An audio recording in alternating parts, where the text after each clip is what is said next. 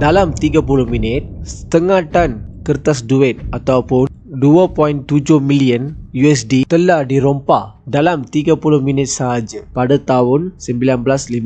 Sampai hari ni tak tahu duit tu macam mana hilang. Dan selamat datang ke Malay Voice Roll. Kalau anda belum subscribe channel ni, subscribe sekarang dan jom saya ceritakan apa yang berlaku.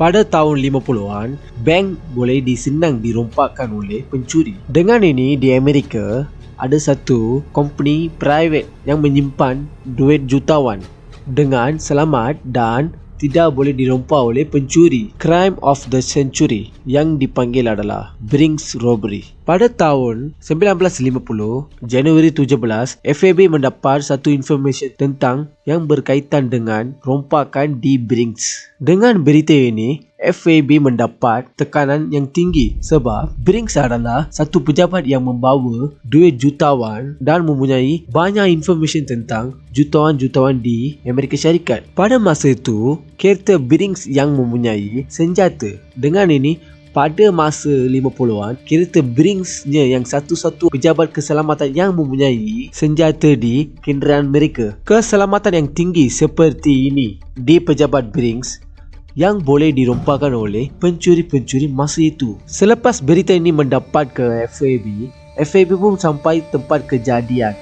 dan mereka pun menyiasat apa yang berlaku dekat ke tempat kejadian. Apabila FAB sampai ke sana, mereka menjumpa 5 pegawai yang bekerja dekat pejabat Brinks dan ada 3 evidence ataupun saksi yang mendapat di tempat kejadian, iaitu pejabat Brinks. 3 saksinya adalah satu topi, satu tali dan tep yang menutup mulut 5 pegawai itu. Dan di tempat kejadian itu tidak dapat evidence lain daripada 3 ini. Pegawai FAB pun tanya berapa orang ataupun berapa pencuri yang datang ke tempat itu, dan pekerja dekat pejabat itu pun menjawab bahawa 8 hingga 9 orang. Selepas beberapa jam siasatan, FBI sudah mentahu bahawa mereka tidak mendapat apa-apa information dari pegawai-pegawai di sana sebab semua orang telah memakai topeng seperti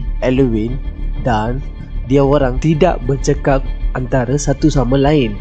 Dengan information ini, FBI menentukan bahawa perompakan ini telah dirancang dan telah membuat rehearsal oleh pencuri-pencuri itu. Macam mana FBI menentukan bahawa rompakan ini telah dirancang? Ini disebabkan oleh building itu adalah 3 tingkat dan dalam 3 tingkat building itu dengan keselamatan begitu tidak boleh dirompak oleh 7 orang yang tidak boleh bercakap antara satu sama lain ataupun berkomunikasi antara satu sama lain. Selepas beberapa hari, FBI tidak mendapat apa-apa evidence dekat tempat itu. Selepas ini, pejabat Brinks telah mengeluarkan satu ucapan. Mereka akan memberi 1 juta USD kepada orang yang memberi maklumat tentang pencuri-pencuri itu. Selepas ucapan ini, FBI mendapat banyak information dari masyarakat tentang rompakan ini. Tetapi FBI tidak mendapat apa-apa information tentang pencuri-pencuri itu. Apakah yang telah dicuri oleh pencuri dari pejabat ini? Sebenarnya mereka mencuri 12 juta currency, 15 juta bonds ataupun cek dan 4 revolver. Selepas tidak mendapat apa-apa clue, FBI telah menyiasat tentang sesiapa yang menjudi ataupun membeli barang yang menggunakan duit yang sebegitu tu. Selepas siasatan ni, FBI mendapat banyak tentangan dari jutawan-jutawan di luar sana sebab mereka telah merugikan bisnes dia orang. Dengan ini, FBI menentukan bahawa mereka tidak boleh mensiasat perkara ini direct. Mereka membuat undercover operation. Selepas ini, pada tahun 1950 Februari 2, FBI mendapat 2 pistol dari sungai. Nama sungai itu adalah Mystic River dan mereka menyiasat tempat seruling sungai itu dan mereka pun tidak mendapat apa-apa bukti Dekat siasatan ini pun FBI menggalakkan oleh pencuri-pencuri itu.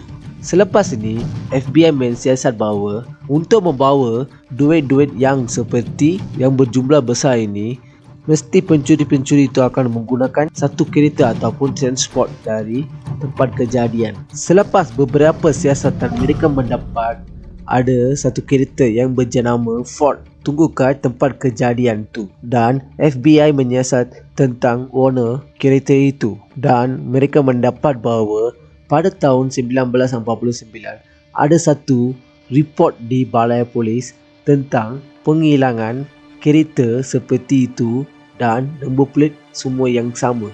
Dan bukan itu saja, pada tahun 1950 FBI mendapat satu guni dari sungai itu. Dalam guni itu ada parts kereta itu. Selepas FBI mengambil barang kereta ini dan menyiasat tentang kes yang tentang kehilangan kereta itu, mereka mendapat bahawa dua-dua kereta adalah sama. Selepas tu FBI mencari kereta itu, tetapi mereka tidak mendapat kereta itu. Dekat guni itu ada satu address. So FBI telah ke address itu dan mereka tidak mendapat apa-apa information sebab address itu adalah satu company yang membuat makanan dan menyimpan makanan itu dalam guni itu. So dengan ini FBI tidak mendapat apa-apa bukti tentang pencuri-pencuri itu. Selepas 2 tahun kejadian ini, FBI tidak mendapat apa-apa bukti ataupun evidence tentang insiden ini. FBI telah tahu bahawa pencuri-pencuri lokal yang telah membuat kerja ini. Pada tahun 1952 Januari 17, FBI mendapat satu information dari satu orang. Dalam information letter itu ada 8 nama orang yang telah membuat siasatan oleh FBI. Selepas ini FBI telah membuka balik siasatan tentang 8 orang itu dan mereka membaca apa yang mereka itu menyiasat tentang 8 orang itu dalam insiden ini. Sebab selepas insiden ini FBI telah membuat banyak siasatan tentang pencuri-pencuri lokal dan gangster-gangster dekat tempat kejadian itu, dan mereka menyimpan rekod-rekod itu dalam satu fail. Selepas FBI menyiasat 8 orang itu, mereka mendapat bahawa orang-orang ini telah menghilangkan diri pada waktu 7 hingga pukul 9. Dengan ini, FBI membuat siasatan tentang 8 orang itu. Orang pertama yang dibuat siasatan adalah Anthony Pillow. Dengan ini, FBI menanya, di manakah anda semasa pukul 7 hingga 9? Dan Anthony Pillow memberitahu bahawa dia telah dekat satu bar dengan satu polis officer. Pada waktu ini, Anthony Pillow memberitahu bahawa telah ada dekat bar itu pada pukul 7.30. Selepas ini, FBI membuat siasatan dekat polis officer itu dan mereka mendapat banyak information, dan officer itu pun beritahu bahawa Pillow dekat bar itu pada pukul 7.45 bukan 7.30. Dan FBI mendapat satu information bahawa bar itu dan pejabat Brinks adalah dekat. Jarak untuk berjalan kaki ke bar itu dari pejabat Brinks adalah selama 15 minit. Dan selepas rompakan pukul 7.30, Pillow telah datang ke bar itu pukul 7.45. Ini adalah satu prediction dari FBI. So FBI menangkap orang itu. FBI pun tidak mendapat apa-apa information dari mereka ini. Tetapi pada tahun 1956, pencuri yang bernama O'Give telah menjadi surrender kepada polis ataupun saksi kepada polis bahawa dia telah mencuri di pejabat Brinks, dan dia telah memberitahu totalnya adalah 11 orang yang telah membuat perompakan ini, dan kepala besar dekat perompakan ini adalah Anthony Pillow. So FBI bertanya kepada O'Give macam mana mereka telah merompak pejabat Brinks. Pada tahun 1948 adalah pejabat Brinks ini pertama sekali buka ke orang awam. Dari tahun itu, Pillow telah membuat siasatan tentang pejabat Brinks ini. Beberapa trucks yang sampai ke sana dan siapa datang ke sana. dan apa mereka telah membuat dekat sana. Pilo ni tahu tentang semua orang dekat sana. So, dengan ini, Pilo telah membuat satu pencarangan untuk merompak pejabat ini. Dan pada tahun 1949, Pilo telah mengumpul selamai 10 orang untuk projek perompakan ini. Dan mereka telah membuat rancangan untuk membuat perompakan ini. Selama 6 bulan, mereka telah membelajar tentang pintu pejabat Brings itu, macam mana nak buka dan tutup pintu itu, dan macam mana pintu itu berfungsi dekat pejabat itu. Pada tahun 1950 mereka telah membuat satu rehearsal macam mana nak merompak pejabat itu, dan pada tahun 17 mereka telah membuat rompakan itu dengan tepat dan teliti dan tidak boleh ditangkap oleh FBI sampai mereka surrender kepada FBI. Rancangan mereka adalah 7 orang akan datang ke dalam pejabat itu dan 1 orang akan berdiri di atas building depan pejabat itu, dan lagi 1 orang akan berdiri atas roof, dan lagi 2 orang akan berada dekat kereta dekat luar, dan jumlah orang adalah 11 orang. Orang dekat rooftop itu ada satu torchlight.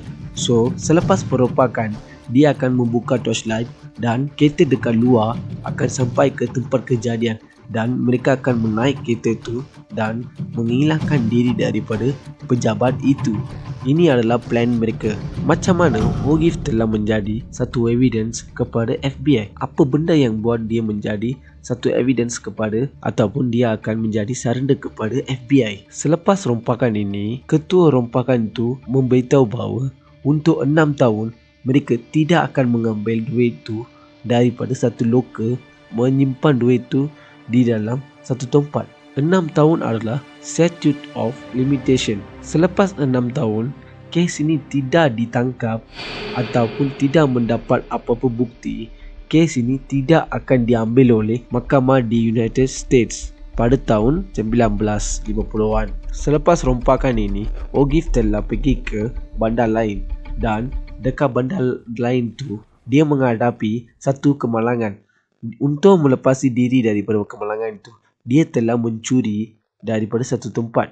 Semasa dia mencuri, dia telah ditangkap oleh polis, dan untuk mengeluarkan diri daripada polis ataupun untuk menyelamatkan diri daripada polis, dia telah meminta Anthony Pilo duit share daripada perompakan itu, dan Anthony Pilo memberitahu bahawa dia tidak boleh memberi duit share sebelum tahun ke-6 rompakan. Tetapi Ogive pun telah meminta duit daripada orang lain, dan dia pun mengeluarkan diri daripada polis, dan dia telah mendatang keluar dari mahkamah. Selepas ini, pencuri lain telah membuat satu carangan bahawa mereka membunuh Ogive. So, mereka menyediakan beberapa orang untuk membunuh Ogive.